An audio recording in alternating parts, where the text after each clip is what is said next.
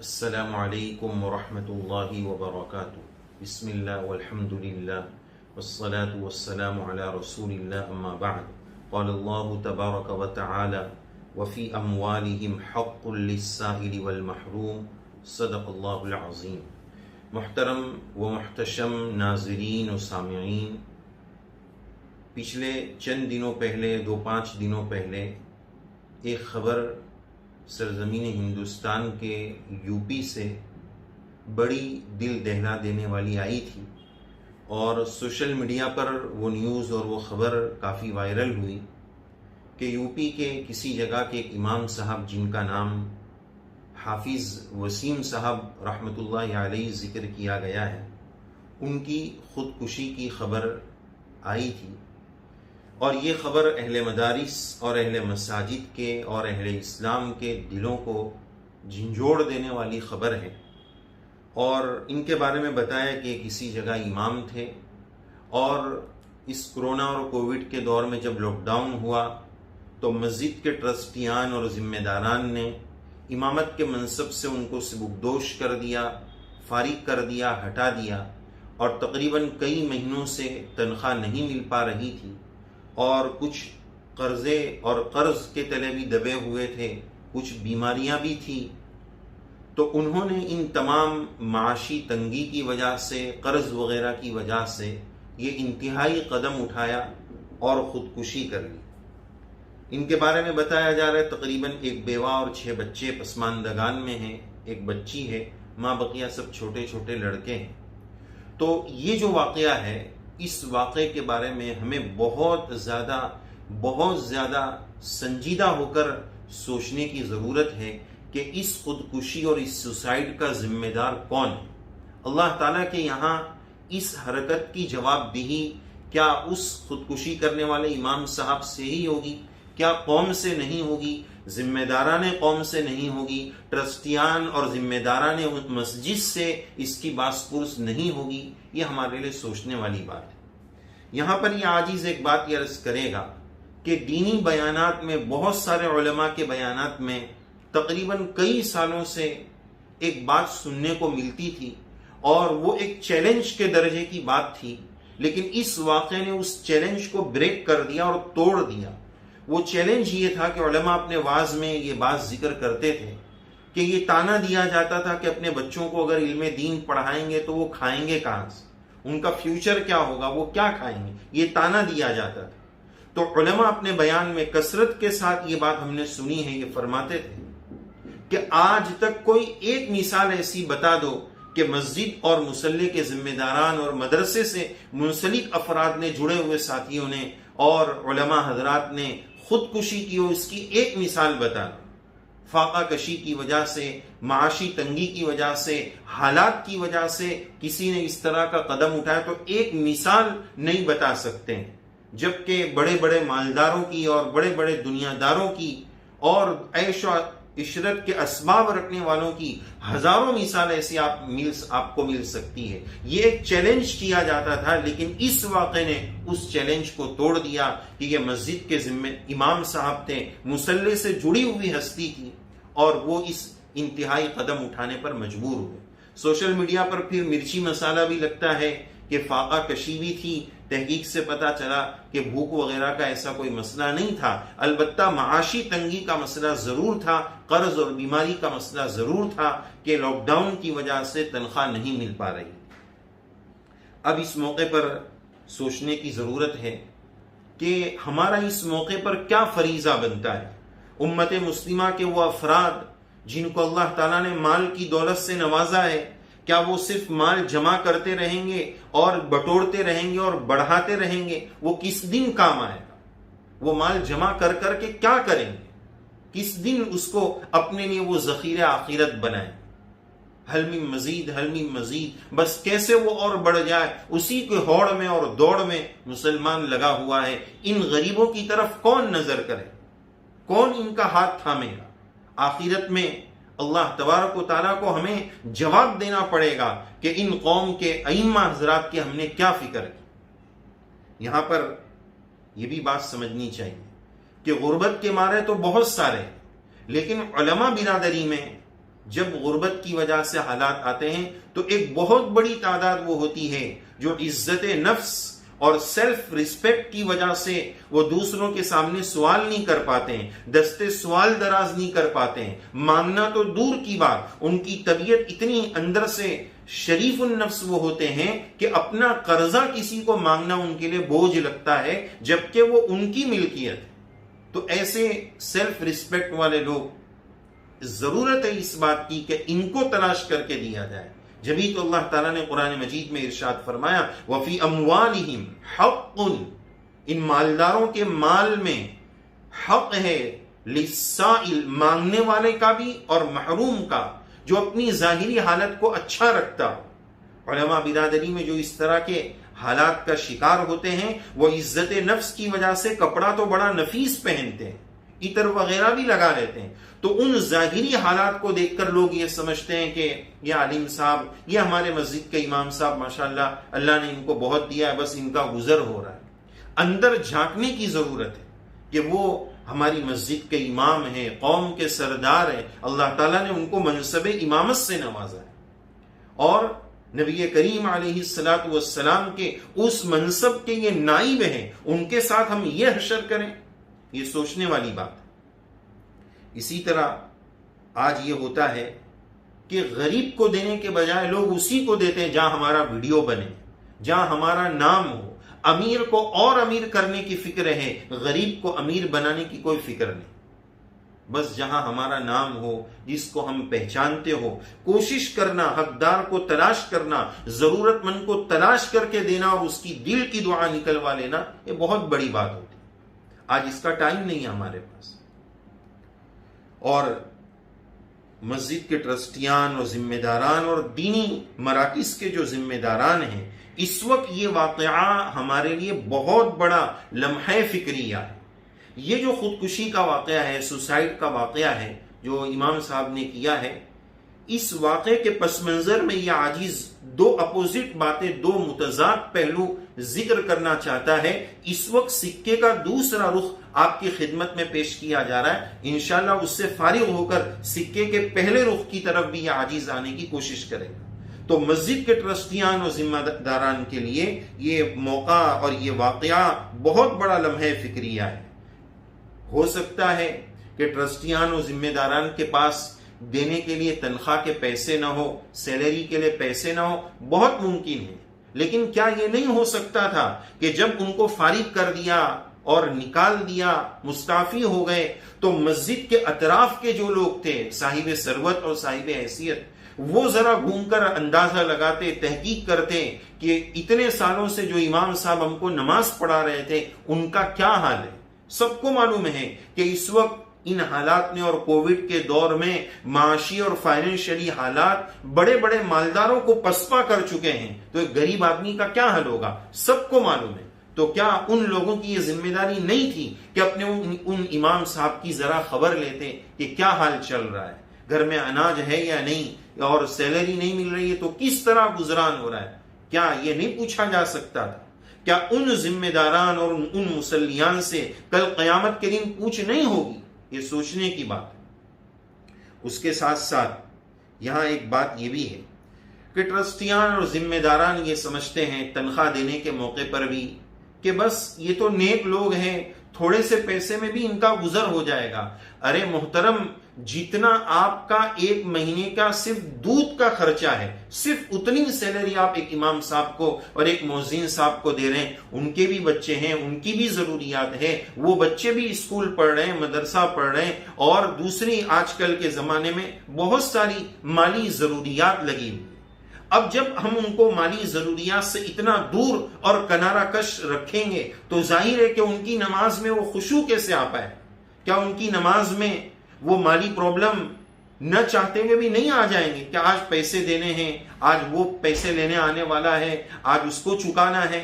تو یہ خیالات کیا نماز میں نہیں آئیں گے؟ اور جب وہ آئیں گے تو اس کا اثر کیا مصلیوں کی نماز پر نہیں پڑے گا؟ یہ سوچنے والی بات ہے۔ تو کہنا تو بہت آسان ہے، لیکن ذمہ داران اور ٹرسٹیان کو فکر کرنے کی ضرورت ہے۔ آج مسجد کے ٹرسٹیان، مسجد کو ذمہ داران ایک بہت بڑی تعداد، الا ماشاء اللہ ایک بہت بڑی تعداد ایسی مل جائے گی کہ وہ مسجد کو اپنی ذاتی جاگیر اور ملکیت سمجھتے ہیں، اور امام صاحب اور مؤذن صاحب کو تو اپنے خادم اور دکان میں جو کام کرنے والا ہے اس کی جتنی رسپیکٹ کرتے ہیں کہ اگر اس کو زیادہ بولیں گے تو وہ بھاگ جائے گا، اور یہ بھاگ جائے گا امام صاحب یا مؤذن صاحب تو دوسرا مل جائے گا۔ اس اپنی دکان میں کام کرنے والے کی جتنی رسپیکٹ کرتے ہیں وہ امام اور مؤذن کی اتنی بھی عزت نہیں۔ پھر اس قوم کا کیا ہوگا جس کے امام کی اتنی ذلت ہے؟ اور ان کو ٹرسٹی صرف اس لیے بنا دیا گیا تھا کہ وہ صاحب ثروت اور حاجی صاحب تھے، مال والے تھے، منی پاور رکھتے تھے، ان کے پاس علم نہیں۔ لیکن آج لمحے فکریہ یہ ہے کہ امام کی جب تقرری ہوتی ہے، مسجد میں امام رکھنا ہوتا ہے تو ان کا انٹرویو لے رہے ہیں، اور کون سے ٹرسٹی لے رہے ہیں؟ جن کی خود کی شین قاف صحیح نہیں ہے، وہ امام صاحب کی عین نکلوانے کے پیچھے پڑے کہ آپ وسط حلق سے نہیں وسط بطن سے عین نکالو۔ ان کو کیا پتا کیا مخرج ہے، کیا صحیح ہے، کیا غلط ہے؟ صرف اتنا پتا ہے کہ کس کی پیپوڑی اور شہنائی اچھی بجتی ہے، آواز کس کی ٹنٹن ہے، بس اتنا دیکھنا ان کے لیے کافی ہے۔ نہ ان کو مخرج سے کوئی لینا دینا، نہ مسائل کی واقفیت سے کوئی لینا دینا۔ تو ضرورت ہے اس بات کی کہ ان ٹرسٹیان میں ایسے معتمد عالم ہو، ذمہ دار ہو، محلے کی سطح پر، پوری بستی کی سطح پر تمام مسجد کے ٹرسٹیان کے ساتھ ایک بڑے عالم بھی ہو جو ذمہ دار کی حیثیت سے ہو، ان کی سرپرستی میں، ان کی نگرانی میں، ان کی موجودگی میں وہ انٹرویو لیا جائے تو پتا چلے گا کہ کیا ہوگا۔ پھر بعد میں وہی چاپلوسی کا معاملہ رہتا ہے، ان کی جی حضوری جب تک ہوگی تب تک وہ امام صاحب رہیں گے، ورنہ ان کا بوریا بستر پلٹ جو ہے باندھ دیا جائے۔ آج یہ شکایت کی جاتی ہے کہ اچھے امام نہیں مل رہے، کیوں ملیں گے ہمیں؟ اچھے امام اور اچھی آواز والے، اچھا پڑھنے والے کیوں امارات کی طرف اور دبئی اور قطر اور ان ملکوں کی طرف رخ کر رہے؟ کیوں؟ کہ وہاں سیلری دی جا رہی، ان کی بھی اپنی ضرورت ہے۔ یہاں 3-4 ہزار 5 ہزار مانگ کر، ایک جگہ تو ایسا بھی دیکھا کہ ایک شخص جو ہے وہ کلر کا کام کرتے تھے، چند دنوں کے بعد دیکھا وہ اذان دینے لگ گئے، تو ان کو جو ہے کہا گیا کہ آپ بستی میں مانگ کر کھانا کھا لینا، اور ایک جگہ پر ایک مولانا کو کہہ دیا کہ آپ ان کو اذان سکھا دو، اور فری میں وہ اذان دے رہے ہیں۔ جب ہمارے مؤذن کا یہ حال ہوگا تو پھر ہماری اذانیں کس طرح کی؟ اذان اسلام کا شعار ہے، اس اذان سے دلوں پر ہیبت ہوتی تھی، لیکن آج کی اذانیں اس طرح جو ہے جو سیکھے ہوئے بھی نہیں ہیں۔ ایک امام صاحب تک تکبیرات انتقالیہ جب بولتے ہیں اللہ اکبر، کتنا پیارا اللہ کا نام ہے، کتنا آسان ہے اللہ اکبر، لیکن وہ بولتے او اکبر او اکبر۔ تو اس طرح کا مال ہمیں کیوں مل رہا ہے؟ کہ ہم نے اس طرف سے کٹوتی کی ہے، جیسا مال دیا جائے گا ویسا ہی ہمیں اس کا بدلہ ملے گا۔ تو ضرورت ہے، آج علم دین کی ناقدری اس لیے بھی بڑھ گئی ہے کہ لوگ سوچتے ہیں کہ اگر بچے کو خادم دین اور عالم دین بنائیں گے اس کا فیوچر کیا ہوگا، وہی 6-5 ہزار تنخواہ ہوگی، اس کے بجائے یہ بنا دو وہ بنا دو، یہ سب ذہنیت چل رہی۔ یاد رکھنا چاہیے عالم دین سے ہم مستغنی ہو ہی نہیں سکتے۔ اس وقت قوم کو ڈاکٹر کی بھی ضرورت ہے، وکیل کی بھی ضرورت ہے۔ ڈاکٹر کی ضرورت جب بیمار ہوں گے تبھی ہے، وکیل کی ضرورت جب کوئی کیس ہوگا تبھی ہے، لیکن عالم کی ضرورت ہر وقت ہے۔ مسئلے مسائل جاننا، نماز پڑھنا، جنازہ میں شرکت کرنا، عیدین پڑھنا، ہر موقع پر عالم سے مستغنی نہیں ہو سکتے۔ اتنی ضرورت کے باوجود آج یہ بے حیثیتی، یہ بے وقعتی، یہ ذلت کیوں ہے؟ یہ بہت بڑی بات سوچنے کے لیے ہمارے لیے یہ بڑا لمحہ فکریہ ہے کہ اس ناقدری کا عذاب اللہ تعالیٰ کتنا سخت دیں گے۔ یہ مسجدیں بہت ساری جگہ بند ہوئی، کہیں ایسا تو نہیں ہوا کہ اللہ تبارک و تعالیٰ کی طرف سے یہ عذاب اس لیے بھی تھا کہ ہم نے مسجد کے ائمہ اور مؤذنین حضرات کی یہ ذلت اور انسلٹ کی تھی، ان پر ہم قابض ہو گئے تھے، ان کو اپنا نوکر اور خادم سمجھتے تھے، اس کی وجہ سے اللہ تعالیٰ نے مسجدوں کے دروازے بند کر دیے۔ تو ہمیں چاہیے کہ بہت سنجیدگی کے ساتھ اس پر غور کریں۔ اور یہاں پر جب یہ واقعہ پیش آیا تو بعض مبصرین نے اور تبصرہ کرنے والوں نے ایک بات یہ کہی اس سلسلے میں کہ اگر دیکھا جائے تو عالموں کی بھی اور دین کے خادموں کی بھی ایک کوتاہی اس سلسلے میں، یہ ائمہ کی بھی ایک کوتاہی۔ وہ کوتاہی یہ بتاتے ہیں کہ ان کو چاہیے تھا کہ وہ کوئی سائیڈ بزنس کر لیتے، امامت کے ساتھ کوئی اور بھی کام کرتے رہتے تو سائیڈ آوک بھی ہوتی رہتی، انکم ہوتی رہتی۔ لیکن کیا کریں ان ٹرسٹیان و ذمہ داران کا؟ بعض مرتبہ کسی امام کی ریکوائرمنٹ ہوتی ہے اور اس کا میسج آتا ہے، وہ شرائط پڑھو تو عقل حیران رہ جاتی ہے کہ ایسی عجیب عجیب شرائط. تو عموماً اس میں یہ شرط لگائی جاتی ہے کہ امام صرف امامت کرے گا، صرف نماز پڑھائے گا، کوئی اور کام نہیں کرے گا. ایک طرف آپ ادھر سے بھی باندھیں ادھر سے بھی باندھیں تو وہ غریب بیچارہ کدھر جائے گا؟ اسی شرط پر اس کو امامت پر رکھا گیا ہے کہ آپ کوئی اور بزنس نہیں کر سکتے ہیں، کوئی سائیڈ میں دوسری جاب نہیں کر سکتے ہیں، مدرسہ نہیں پڑھا سکتے ہیں. اس طرح کی بھی شرائط بعض لوگ رکھتے ہیں. ایسا نہیں ہے، اچھے لوگ بھی ہیں، اللہ ماشاءاللہ دوسرے بھی ہیں، لیکن عموماً اس طرح کی شرائط رکھی جاتی ہے. تو جب ایسی شرائط رکھی جائے گی تو وہ سائیڈ بزنس کیسے کرے؟ اور ہر ایک کے پاس وہ ہنر ہو، کمال ہو، یہ پاسبل بھی نہیں. جب انہوں نے اپنی ذات کو ہماری مسجد کے سپرد کر دیا ہے تو ہمیں بھی چاہیے کہ ہم ان کی جو معاشی اور مالی فکریں ہیں وہ اوڑھ لے، اس کی ضرورت پوری کر دیں. کون سا بڑا مسئلہ ہے؟ اسی طرح اس کے ساتھ ساتھ ایک بات یہ سمجھیے کہ یہ حافظ وسیم صاحب کی غربت کا اندازہ لگائیں، کتنی غربت ان کے پاس ہوگی. ایک بات بتائیں، آج کے دور میں کون سا انسان ہے کہ جس کا بینک اکاؤنٹ نہ ہو؟ غریب سے غریب کا بھی بینک اکاؤنٹ ہوتا ہے، ایک غریب کسان اور کھیڑوت کا بھی بینک اکاؤنٹ ہوتا ہے. لیکن یہ حافظ وسیم صاحب جنہوں نے یہ انتہائی عمل اور اقدام کیا، ان کا بینک اکاؤنٹ بھی نہیں. یہ کیسے پتا چلا؟ اس طور پر کہ یہ اس عمل کے بعد بہت ساری تنظیموں نے پرسنل اور اجتماعی طور پر جب ان کی مدد کی کوشش کی اور ان کے بینک اکاؤنٹ کو طلب کیا تو پتا چلا کہ ان کا بینک اکاؤنٹ بھی نہیں، اور یہاں تک کہ ان کی زوجہ اور وائف کا بھی بینک اکاؤنٹ نہیں ہے. تو ابھی جو مدد کی کوششیں چل رہی ہیں تو پہلی کوشش اس میں یہ کی گئی کہ ان کی زوجہ اور وائف کا اکاؤنٹ کھلایا گیا اور اب اس میں مددیں کی جا رہی ہیں. تو ذرا اندازہ لگائیں غربت کا کہ بینک اکاؤنٹ بھی نہیں تھا. بہت سارے غریب اس لیے بھی نہیں کھلاتے کہ اس میں 1000 روپے رکھے رہنا پڑے گا، 1000 روپیہ 500 روپیہ جو بھی رقم ہوتی ہے وہ رکھے رہنی پڑے گی، اتنی رقم ہمارے کام آ جائے گی، ہم وہ رقم کیوں رکھے رہیں؟ اس لیے بھی بعض لوگ بینک اکاؤنٹ نہیں کھلاتے. تو اس سے ہم اندازہ لگائیں ان کی غربت کا کیا حال ہوگا. اسی کے ساتھ ساتھ اگلی بات یہ عرض کرنی ہے کہ ذمہ داران اور ٹرسٹیان یہ نہ کریں کہ کمزور ائمہ کو دبائیں، مؤذنین کو دبائیں. اگر اللہ تعالیٰ نے ہمیں مسجد کی خدمت کی ذمہ داری دی ہے، ہم اس کو سعادت سمجھیں کہ اللہ تعالیٰ نے یہ خدمت مجھے سپرد کی ہے. لیکن آج ہوتا یہ ہے کہ اس غریب امام اور مؤذن کو دباتے ہیں، جو مسجد کی دکانیں، مسجد سے ملحق دکانیں ہیں، جس کا کرایہ مسجد کو ملنا چاہیے. 100 روپے کرائے پر ایک مسجد چل رہی ہے جس کا اصل کرایہ 10,000 20,000 ہونا چاہیے، وہ 100 روپے کرایہ دے رہا ہے. وہ مسجد کے ٹرسٹی کل قیامت کے دن پوچھے جائیں گے کہ تم ذمہ دار تھے، اگر تمہارا اپنی ذاتی وہ دکان ہوتی تو تم کیا 100 روپے کرائے میں اور رینٹ میں چلا لیتے؟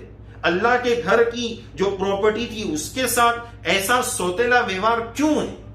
یہ پوچھا جائے گا، یہ باس پرس ہوگی. ضرورت ہے اس بات کی کہ جہاں ہم کمزور کو دبا رہے ہیں، یہ جو یہاں چونکہ پاورفل لوگ ہیں، دکان پر قبضہ ہے، کون جو ہے بلی کے گلے میں جا کر گھنٹی باندھے گا، کون یہ جو ہے اس طرح کی چیزیں مول لے گا، دشمنیاں مول لے گا. تو وہاں جا کر ہم نہیں بولتے ہیں، وہ پاورفل ہے، ان کے پاس مسل پاور ہے، منی پاور ہے. یہاں بیچارے غریب کو دبا رہے ہیں. معذرت کے ساتھ، بہت معذرت کے ساتھ ان سب چیزوں کا خیال رکھنا ضروری ہے. اگر ٹرسٹی ہم بنے ہیں، یہ اللہ تعالیٰ نے یہ خدمت ہمیں یہ ذمہ داری دی ہے، تو مسجد کے ٹوٹلی جتنے کام ہیں ہر ایک پر ہماری نظر، اور جہاں تک ہو سکے 100% ہم مسجد کو اپنا دینے کی پوری کوشش کریں. بہرحال ضرورت ہے اس بات کی کہ ہم سب خیال رکھیں.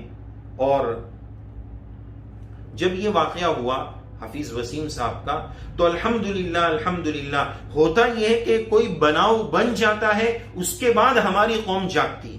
ابھی بہت سارے لوگ وہاں مدد دینے کے الحمدللہ پہنچ رہے ہیں، یہ بڑی خوش آئین بات ہے، اچھا پہلو ہے. لیکن ایسا نہ ہو کہ بس اب وہیں دے رہے ہیں.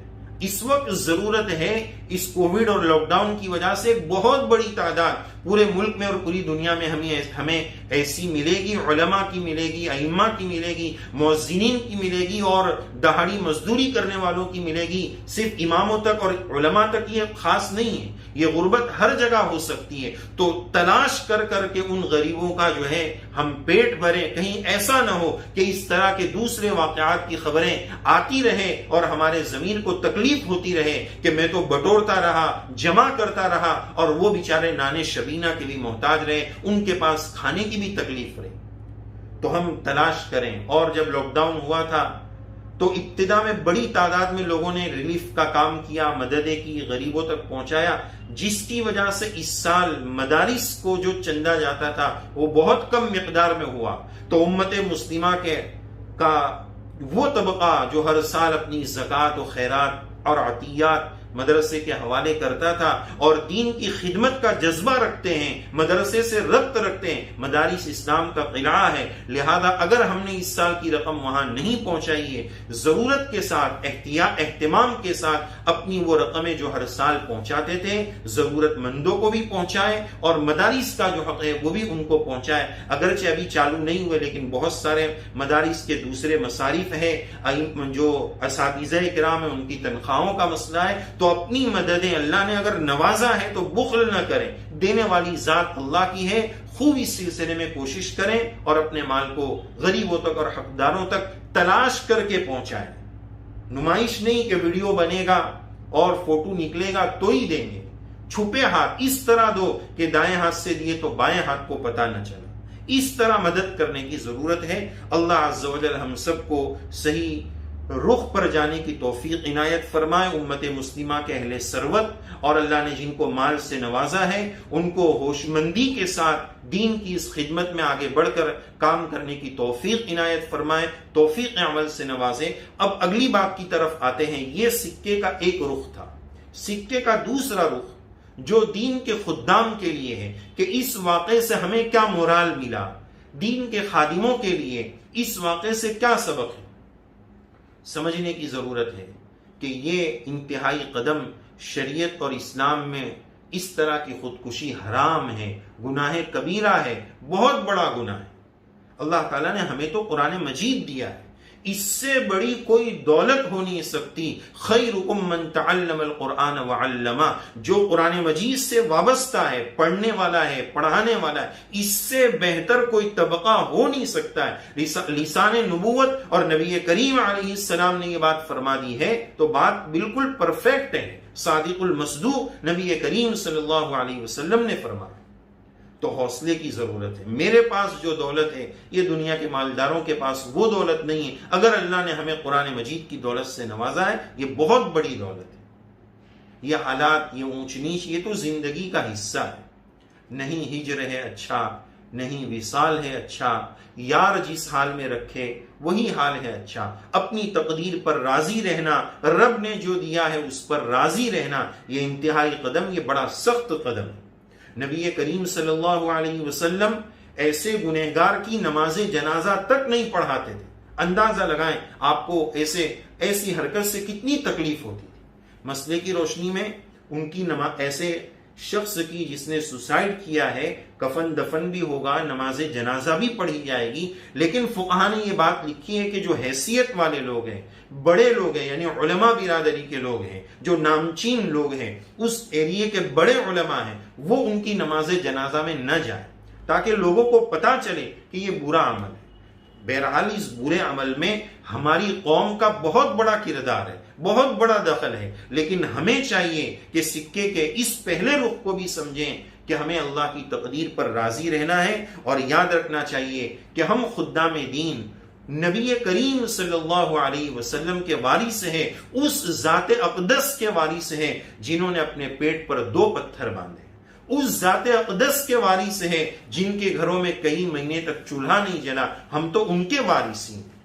تو ایسے حالات آ جائیں تو یہ وراثت کی چیز ہے، اور یاد رکھنا چاہیے کہ جس دن ہم نے پہلی مرتبہ مدرسے میں پڑھنے کے لیے قدم رکھا، حفظ کے لیے یا عالمیت کے لیے، تو وہاں داخلہ فارم میں بہت سارے رولز ہیں، اس میں ایک اہم رول چاہے لکھا ہوا ہو کہ نہ ہو، جب ہم اس پر دستخط اور سگنیچر کرتے ہیں تو یہ سگنیچر اس بات پر بھی کرتے ہیں کہ میں آگے جا کر جو دین کی خدمت کروں گا، چاہے دنیا مجھے ملے یا نہ ملے، ان اجری الا علی اللہ، ان اجری الا علی اللہ، مجھے اللہ کے لیے کرنا ہے۔ اور یاد رکھنا چاہیے پھر اللہ ضائع نہیں کریں گے۔ ان تنصروا اللہ ینصرکم، اگر تم اللہ کے دین کی مدد میں اخلاص کے ساتھ، جی جان کے ساتھ لگ جاؤ گے تو انشاءاللہ اللہ کی مدد بھی آ کر رہے گی۔ اللہ اپنے دین کی مدد کرنے والوں کو بھوکا نہیں مارے، لیکن ہمیں ہمت اور حوصلے کی ضرورت ہے، سوچنے کی ضرورت ہے کہ ہم کن کے وارث ہیں۔ ہم حدیث کے طالب علم ہیں۔ ہمارے سرخیل طائفہ حضرت ابو ہریرہ رضی اللہ عنہ، جو نبی کریم صلی اللہ علیہ وسلم کے صفہ مدرسے میں آپ بھوک کی وجہ سے پریشان ہوتے تھے، اتنی بھوک کہ لوگ یہ سمجھتے تھے کہ آپ کو مرگی کا دورہ پڑا ہے، چپل سونگایا جاتا تھا۔ حضرت ابو ہریرہ فرماتے ہیں وما بی الا الجوع، وما بی الا الجوع، مجھے کچھ نہیں تھا، بس صرف بھوک کی وجہ سے پریشان، کوئی مرگی نہیں۔ ہم تو ان کے نام لیوا ہیں، ان سے ہمارا سلسلہ مدرسے کا جڑ رہا ہے، تو پھر ہمیں حوصلے کی ضرورت ہے، ہمت کی ضرورت ہے۔ اللہ عز و جل ہمیں دین کی صحیح سمجھ نصیب فرمائے۔ دونوں طرف سے اللہ نے، بس مختصر بات یہ کہ اللہ نے جس کو جس صلاحیت سے نوازا ہے، مال والوں کو مال سے نوازا ہے، ان کی کوشش یہ ہو کہ ہمارا مال دین پر لگ جائے۔ اللہ تعالیٰ نے خدام دین کو علم سے نوازا ہے، ہماری کوشش یہ ہونی چاہیے ہماری صلاحیتیں، ہمارا علم لوگوں میں منتقل ہو جائے، عمل زندہ ہو جائے، کہنے سننے سے زیادہ عمل زندہ ہو جائے، اس کی فکر ہونی چاہیے۔ اللہ تعالیٰ ان کہی سنی باتوں پر اس عاجز گنہگار کو بھی توفیق عمل سے نوازے، اور ذمہ داران اور ٹرسٹیان کو صحیح شعور نصیب فرمائے، بیداری نصیب فرمائے، فکر آخرت نصیب فرمائے، اور اللہ تعالیٰ ہم سب کی حرام موت سے حفاظت فرمائے، کلمے والی، اچھی، اللہ کی رضا والی اور آداب والی موت اللہ تعالیٰ ہم سب کو نصیب فرمائے، حسن خاتمہ کی دولت سے مالا مال فرمائے۔ آمین یا رب العالمین۔ وآخر دعوانا ان الحمد للہ رب العالمین۔